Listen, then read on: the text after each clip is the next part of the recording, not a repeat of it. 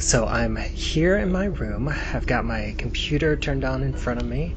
I've got my microphone. My notepad is open with some notes about my podcast. It's time to rewind. Looks like they're open to the 34th scene of Memento that starts in black and white at 72 minutes and 55 seconds, with Leonard looking at his never answer the phone tattoo before the phone rings again, and ends at 73 minutes and 20 seconds with Leonard asking at the front desk to hold all his calls. Oh, hang on. Who is this? Bubba! It's me, Lisa Leaheey from Rabbit Hole Podcasts. You know me. I co-host a podcast. We call it Between the Scares, where we look at everything that Jason Blum or Blumhouse Productions have put out. Oh, of course, although I prefer to be called Bubbawheat. And who is this? Yeah, this is Eric Nash from Watchmen Minute. Oh, of course. Welcome to the show. I'm glad to have you on. So, before we get started in today's scene, since this is your first time here, I do want to ask you, what's your history with Memento? Do you remember the first time that you saw it? I don't remember real specifically, but it definitely was there just in the couple years after it initially came out in the theaters. I'm really sure I didn't see it in the theater, but just on HBO or some or maybe borrowed from the library or rented from the old Blockbuster. Oh, rest its soul. Yeah, I mean, and from then on, it was just every couple of years I'd try to get around to give it another watch, and quite often forgetting a lot of what happens. Just the vague idea of, oh yeah, it's backwards. Well, that's very appropriate for this kind of character too. Yeah. But you would forget what it was about. Yeah, so let's go ahead and jump straight into the scene. This scene starts off with another close-up of his tattoo, Never Answer the Phone, to kind of remind us where we're at in this part of the timeline. And I do think that we did get this kind of interesting parallel between the color scenes and the black and white scenes, and this happens quite a few times. And I think it's funny because this is where he talks about not being good over the phone, and he really has to talk to somebody face to face. And we are, soon to find out that he's not very good face to face either anymore. Not at all. And yet he still, talks to people on the phone. At least he is in these scenes that, you and I have been talking about. So, I mean, he's definitely contradicting himself every chance he gets. Yeah, and I would almost think like with his job that's explained throughout, you kind of get a better and better idea kind of what he does, and there's these other scenes where you actually see him in the past, pre-incident, Mm-hmm. Where his hairstyle's a lot different and he's much more buttoned down. I mean, it seemed like in that kind of job he would have been pretty good on the phone too, besides just in person, and so it's odd that he doesn't want to talk on the phone, but maybe that makes sense now. For a shorter span of time that he has to deal with and to get a read on people. Yeah, I also really I really like this manic energy that he has of him just like kind of pacing around the room, and just this energy, like him, how he's like leaning on the bed and like he's not sure what to do, as he's just staring at this phone. And it also has the additional like little light bulb that lights up whenever it rings too, to add that visual element to this phone ringing.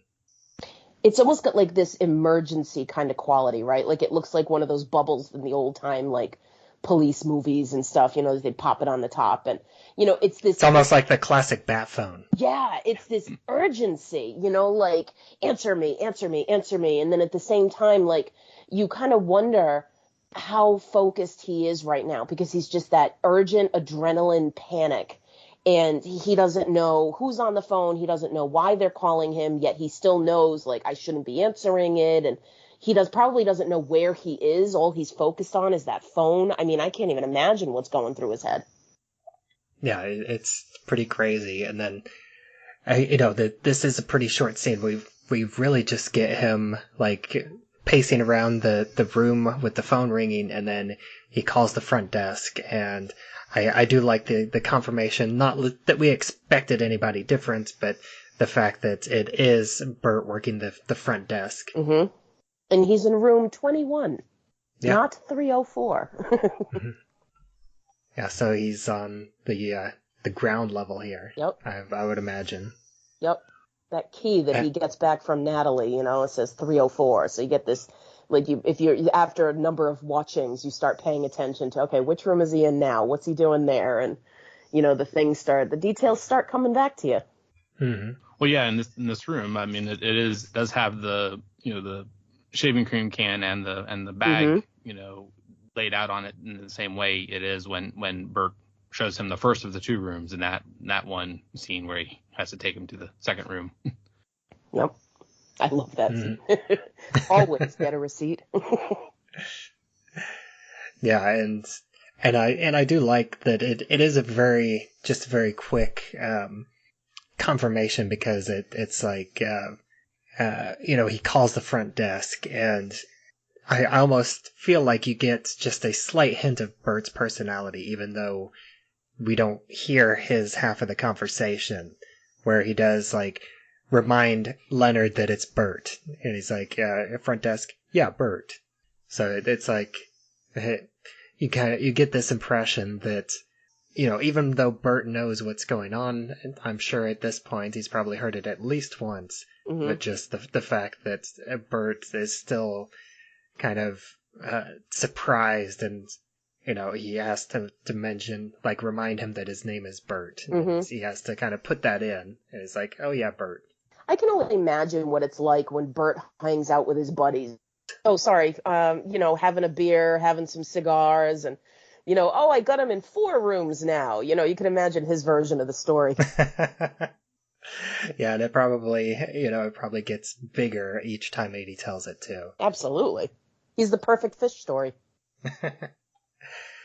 And there really isn't, I've already said this, there isn't too much to this scene, but I did check the commentary for this, and he doesn't talk about it too much, but he does make just a quick mention about this lens flare, where we have Leonard talking on the phone, and it's a close-up of his face, and it has the the very bright light coming from the window behind him, and it has this nice flare in front of it, and he describes it as he likes this shot because to him it makes it feel very real, and it gave the right kind of energy for how these black and white scenes are progressing as we're getting close to the end of the movie. Mm-hmm.